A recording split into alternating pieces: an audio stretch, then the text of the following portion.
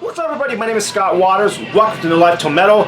Time for a rock metal update.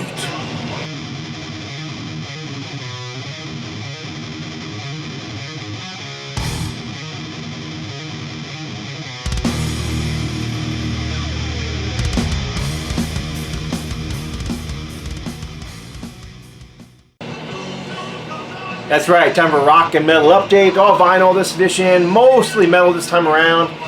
In the near future, I'm going to do a non-metal update as well. Show some stuff that's doesn't really fit into the hard and heavy category. But for now, I'm just going to go through. I got a bunch here to show, so I'm going to go through them rather quickly. If it gets too long, I might break into two. We'll see what happens. So let's start off with this little gem that my good friend Dean Kinney hooked me up with. Autographed by John and Mark Gallagher, the brothers who were Raven and are Raven. This is their brand new live album, double album sets, red vinyl, from their last tour. Yeah, it's Raven. I love Raven. I did a Raven collection video several years ago, and my collection has grown since then, and it's just awesome to have this in my collection. Would have bought this regardless of whether he hooked me up with it or not, but he did get a autographed copy for me, so that's awesome. I love that. Very cool. Next up, this is a little death metal. This is a recent edition. Actually, it came in just today, but I've already spun it. So this is classic Bolt Thrower War Master from the year, I think it was early 90s. It's probably like 93. This came out, 94, somewhere in that area. Regardless, it might have been earlier than that. Because Believer toured with these guys. It was Believer, Sacrifice, and Bolt Thrower. Just grunt and grind death metal. Just the way I like it. It's not overcomplicated. It's just, it's just good death metal. Great band. Bolt Thrower. I always like this cover too. You got that Man-O-War's looking guy on the front there, and just slaughtering the enemy, and all those crazy looking knights behind him. Yeah, Bolt Thrower, death metal, Earache Records. A couple of new releases, just came out this year. This is the brand new Death Angel. I've spun this one twice already and really enjoying it. Can't see why this one wouldn't make it onto my top of the year, but this is Humanicide. 2 album set, 45 RPM record. It's on a kind of a purplish colored record, I believe. It is gatefold. It's got 3 sides of music, which is fine with me. I actually prefer it that way. So yeah, here's the gatefold. It's got your classic thrash collage on one side and lyrics on the other side. And like I said, a double album. I think I got the colored vinyl on this one. I didn't purpose order, but yeah, it's purple and blue, purple with blue splatter. And it is 45 RPM. And then the 4th side is an etched vinyl. And of course, I didn't pull that one off. I wish I would have. But I prefer it like this. I'd rather have them put it on 3 sides and then give you I don't know how well the etching is going to show off or not, but it's like 3 wolf heads in there. And anyhow, I'd rather do them like that so that you can, not have to get up every 2 songs and flip the record over like you're playing a single. It's actually much better to have it on 3 sides and then have an unplayable etched side for 4, which is great. Alright, next up, put that one over there. Another new album, newest album by Steel Prophets. This album's killer. This one most likely will be in my top 5 for the year. I just have to listen to this over and over and over and over again. Got it on CD and vinyl. Got it on CD first and later tracked down the vinyl. Do have a new singer in the band, R.D. Lapakis, who sang for... Well, it's going to be No Life Till Metal trivia time because I can't think of it off the top of my head. So I'm sure you guys remember what band he was in before Steel Prophet. He was, man, it'll come to me later. But anyhow, this is just great U.S. heavy metal. It's got a bit of a commercial edge to it in that it's very memorable, very hooky, and I really dig when a band is heavy, isn't like poppy, but has hooks, and that's what you're going to get with this. And of course, you got Steve Kaczynski on guitar, Vince Dennis on bass. A lot of longtime members are still there. Classic U.S. heavy metal, power metal, whatever you want to call it. Just solid stuff. Again, it's probably my favorite Steel Prophet album in a long time. So, moving on, this is the Ramones, one of their 80s releases, Subterranean Jungle, This one was given to me by my good friend Randy Michaud, or Trog, when I was out in Arizona. Just one of the Ramones albums I didn't have in my collection on vinyl.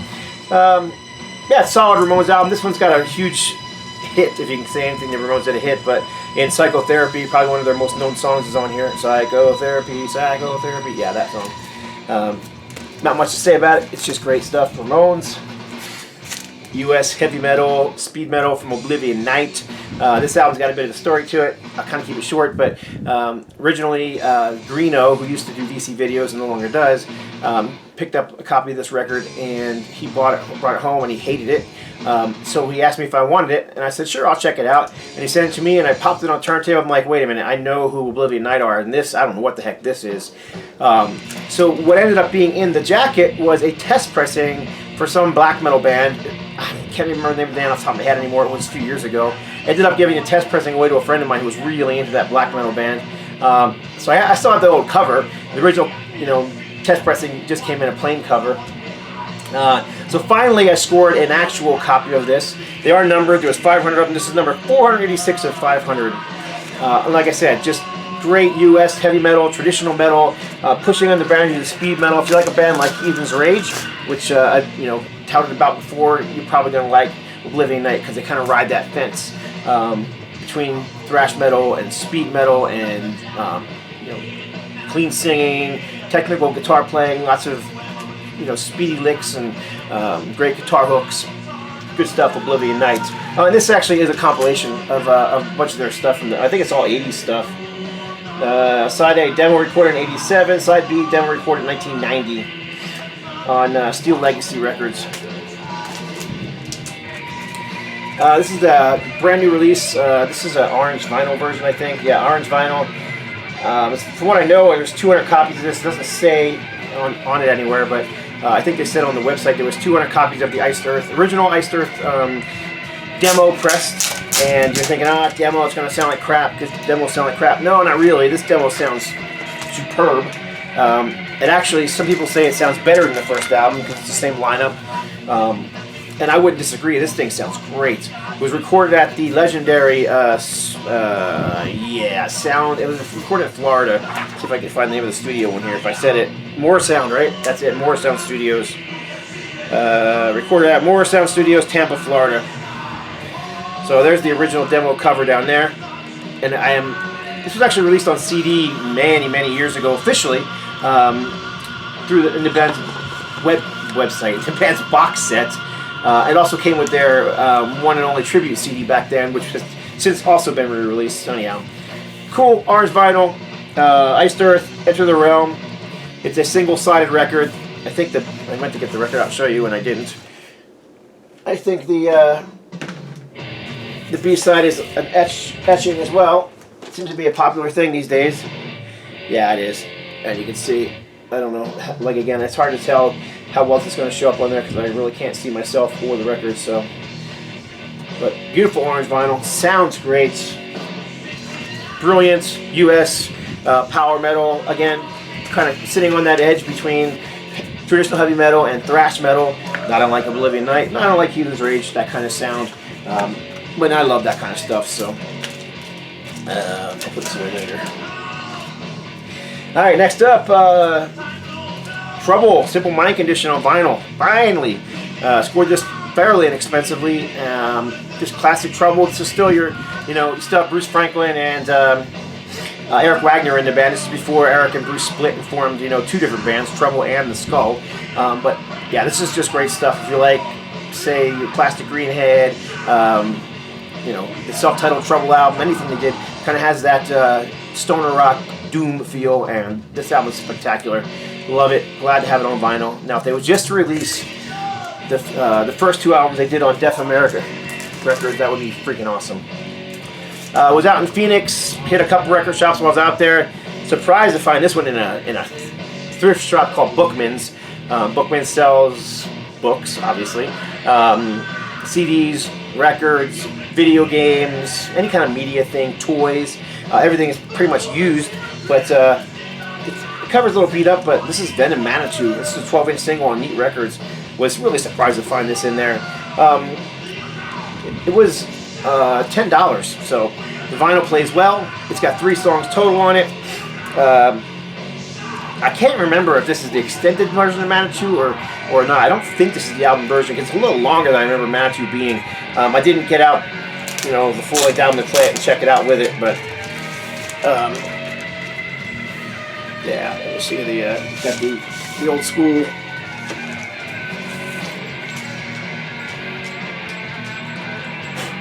Little dust on it. Old school neat records. It's upside down. You get the point. So you got Woman, Dead of the Night, and of course Manitou. 45 RPMs, 12-inch single. I haven't actually cleaned this one up. I played it, but I haven't put it in new sleeves or anything. Venom Manitou. Kind of a, like I said, just a big surprise to find that in a store like that. I've been in that store before out in Bookman's, and I usually don't find much. If anything, you know, it's the same old albums that you see everywhere else in used places. But not only did I find that, I found this. This is the 3rd album from Germany's Rage, Secrets in a Weird World. In very clean condition. The cover is great. The album is, I'd say, a VG+. It plays just fine. It's got a little bit of, you know, snapple, crackle, and pop, but for the most part, yeah, this is a very clean record. And again, was around the $10 range, so of course I snapped this up in a second and brought this baby home with me. Again, Rage, power metal, German heavy metal, very different from US power metal and heavy metal. It does still, you know, kind of have push towards thrash a little bit here and there, but stays closer in the traditional heavy metal, especially on these early Rage albums. But yeah, they do have a push towards thrash metal here and there on that album. So, must one that I was missing from the collection on vinyl. Motorhead, Sacrifice, great album. Picked it up while it was still available. Motorhead records seem to go in and out of print as quickly as, you know, they're just gone in no time. If you don't grab them quick, they're gone. They gone. So this is Sacrifice, Motorhead. This is from 1990. I think it's in the mid-90s. I'm thinking 95. I can't see the date on here. But anyhow, depending on what version you have, I'm thinking that the US CD version actually didn't have Wurzel pictured in it, because Wurzel I think left the band right after the recording of this album. But yeah, this is I would call this the Mach 3 era of Motorhead, and I actually love this era of Motorhead. So. Great album from them. I mean, it's Motorhead, you know. What are you going to do? If you like Motorhead, you're going to probably like this one, and it's a good album. Sacrifice. Great album cover, as always. Also picked this one up in that Bookman's. Did not know who this was. I grabbed it simply because of the album cover looked interesting. Front and back cover. Checked it out online briefly. I was in a store. I couldn't really hear it. Sounded like old school metal to me, so I went ahead and grabbed it. I thought it was an independent release. But it's actually on Grudge Records, which is an old metal label from the 80s. It's not in perfect condition. The cover's a little bit of wear on it. But for what I paid for this thing, it's in pretty damn good condition. So yeah, you can see the vinyl's nice and shiny. Again, on Grudge Records. It's upside down, of course. Yeah, just... you know, old school heavy metal, good stuff.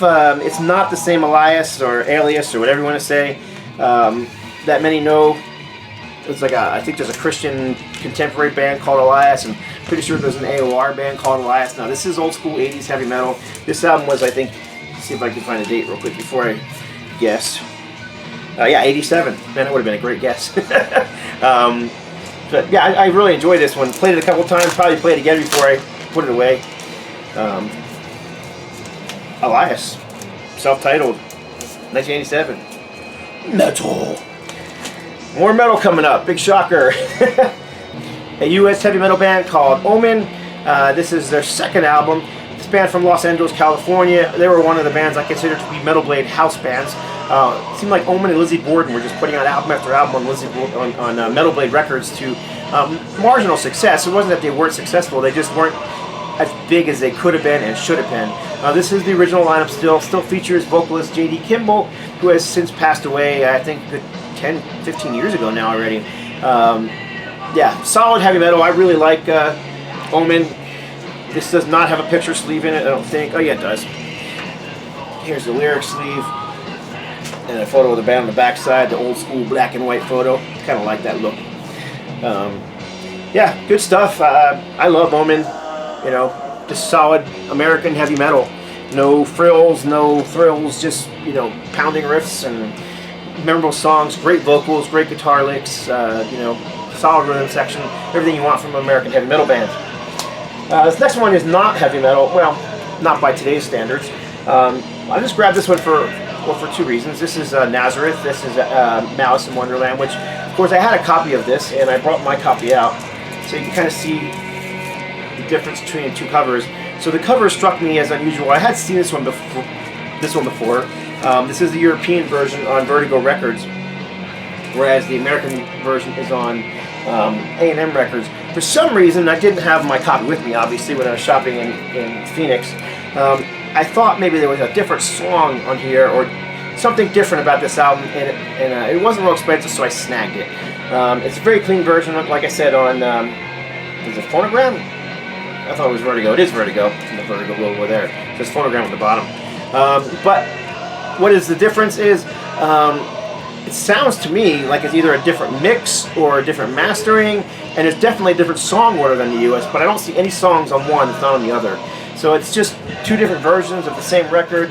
The big hit single on this one was a song called Holiday.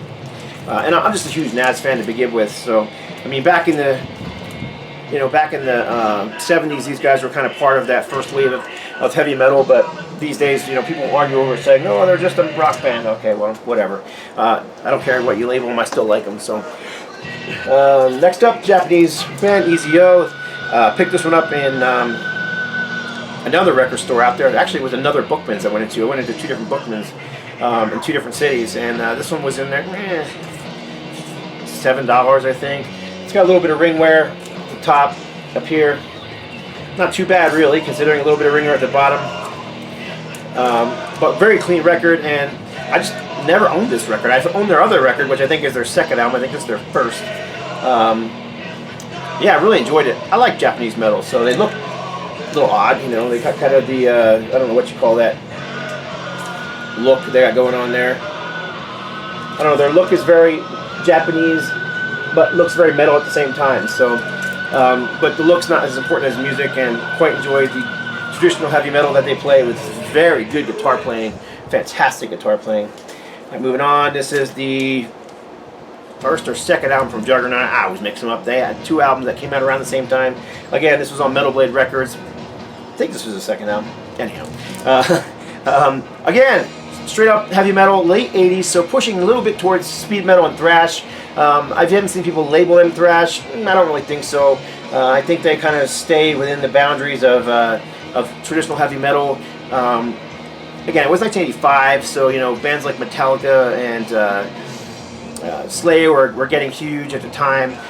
So that influence was definitely in with most straightforward metal bands, but very good bands. I have both their albums. I don't know if they have any more besides the two that I own, but I enjoy them both, and when I saw this one, I had to snag it, because this is just one I haven't had or heard since back in the 90s some point. Newer album from the band Cloven Hoof. This is Eye of the Sun. I just got this huge Cloven Hoof kick not too long ago, and I was looking for all their stuff, and I found this one for a decent price online. Snagged it through Discogs, actually. Brought it home and loved it. It's not quite, I don't know, it's hard to say, because I was listening to a lot of Cloven Hoof all at one time. So I need to give this one more time by itself to see how much I like it. But it's like those early albums are just so classic, and they have that kind of traditional feel that I really love. And the newest album that they just did with George Collin vocal is just fabulous. So, you know, you got this sandwich in between. So I think it's a very good album. It's very good songs, great guitar playing, excellent production, straight up heavy metal. But yeah, I don't know. I just don't know this one well enough yet to say whether I like it better or worse, or, you know, any of those sort of things. It's just it's Cloven Hoof, you know, UK new wave British heavy metal band that's still sticking around these days and still out there touring. They actually did a US tour not too long ago at all, just last year, I believe. This is Pure Metal Records, the last album on Pure Metal Records for Bride. This is Silence is Madness. After this, Pure Metal would get bought up by a bigger label, Star Song, and they would sign with Star Song. And they also released a compilation after this, I think it was also on Pure Metal. But yeah, this is just fabulous. I love this album. Probably my second or third favorite up there. Their first 3 albums are interchangeable. They're all great. First album was more straightforward heavy metal. Second album, they stepped it up, went more towards the speed metal thrash range. You know, very technical, high screams, just fantastic. I'd almost call it speed metal. And this is the third album, and they kind of mix it. There's a little more thrash. There's a little less thrash, a little more straightforward heavy metal, and they even do like a bluesy number on here, which would kind of give an indication of where they would go in the future, kind of getting into that more of a Aerosmith vibe, which what they got into with later albums. But for the most, this is just straightforward heavy metal. Great guitar solos, great riffs, and Dale Thompson's vocals are just otherworldly on this album. So glad to finally have this version. This is the Communique version, not the Pure Metal release. This is Communique, which is a European label, I believe, licensed from Pure Metal Records, 1990, distributed through Rough Trade. Yeah, very cool to get an original pressing of this. I have that inside information that this one will be coming out on a release on vinyl. I believe it's going to be on blue vinyl coming up in this year, actually. Next two from the same band. This is the latest release from Tourniquet. This is Gazing at Medusa. This album, awesome.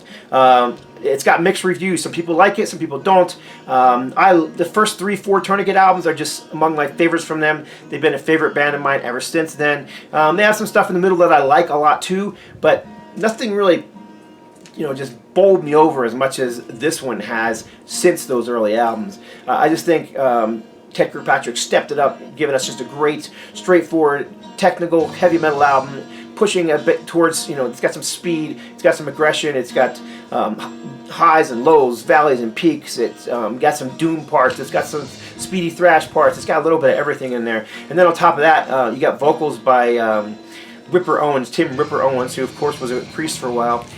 This album's great. I just love every part of it. The cover is great.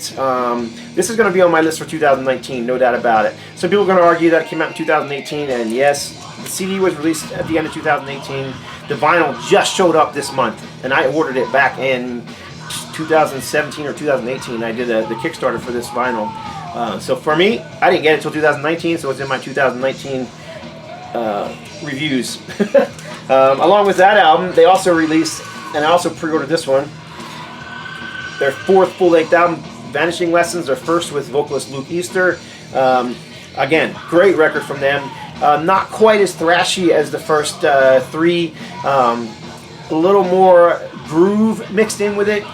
Moving into the mid-90s. This was what, 1994? I think this album came out. Yeah, 1994.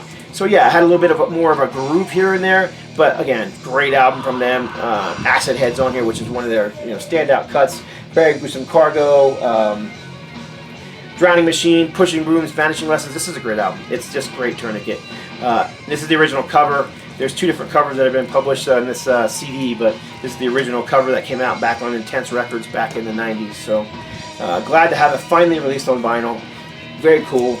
And I believe this is on this is actually came in 3 different colors. It was like, I don't even remember what the colors, like a gold color and a splatter and black. I just did the black. This one here, they had one was called Smoke and Mirrors vinyl, which was supposed to be like clear vinyl with black swirled in, and it's kind of what it is. But it's just, it almost just looks great. It looks like a yeah, just like a translucent gray, but you can see the little bits of black in there, here and there. It just didn't come off as the pre-order pictures. Not to follow the band at all, because I've seen that happen multiple times working with record companies, unfortunately. And most record manufacturers don't guarantee these special mixes of ink that they'll look exactly like, anything. So, still cool. It wasn't very expensive. I think they were only asking $15 for it in pre-order. It might have been $20. Pre-orders. Glad to have it on vinyl. We got what, 2 more, so I'm moving. I'm trying to go as fast as I can. Just one that was missing from my collection on vinyl. Classic Manila Road, U.S. Heavy Metal. if you ever watch Metal Theologian's channel, this is one of his favorite bands. He has everything by them. This one originally came out on Black Dragon Records. This version is on High Roller Records. But all these High Roller Manila Roads are all out of print and hard to find now these days too. They're just gone. It came with this cool little card.